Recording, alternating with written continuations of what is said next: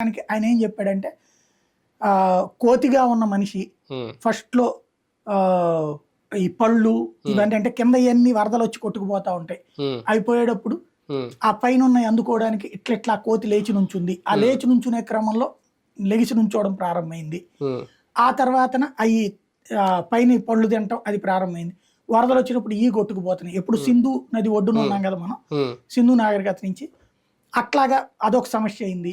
ఆ తర్వాతన ఈ పైనుంచి మీద పడ్డ ఆకులు ఒంటి మీద ఉన్నప్పుడు వెచ్చగా కనబడింది. ఇదేదో బాగుందని అది ఇట్లా పట్టుకుని తిరగడం బిగిన్ చేసింది కోతి. ఆ తర్వాత దానికి అక్కడ ఏదో తీగకి తగిలితే అట్లాగా ఏలాడుంది. ఇదేదో బాగుందని నిదానంగా తీగలు కట్టుకోవడం బిగింది.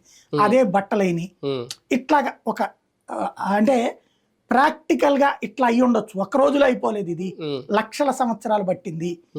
కోతిగా ఉన్నటువంటి మనిషి ఒక మనిషిగా మారడానికి లక్షల సంవత్సరాలు పట్టింది అని చెప్పడానికి అర్థమయ్యేటటువంటి రూట్లో అట్లా చెప్పుకొచ్చారు. ఇందులో ఇదేంది మనిషి అట్లా కోతిగా అయిపోతాడా, లేకపోతే ఎట్ట అయిపోతుందా, మరి కోతిని ఇప్పుడు తీసుకురండి, ఇప్పుడు మరి కోతులు ఎందుకని అట్ట అవ్వట్లేదు అని మనం అన్నాం అనుకోండి, ఏముంది అర్థం. కాబట్టి ఇక్కడ వీటిలో ఏంటంటే పాఠ్యాంశంలో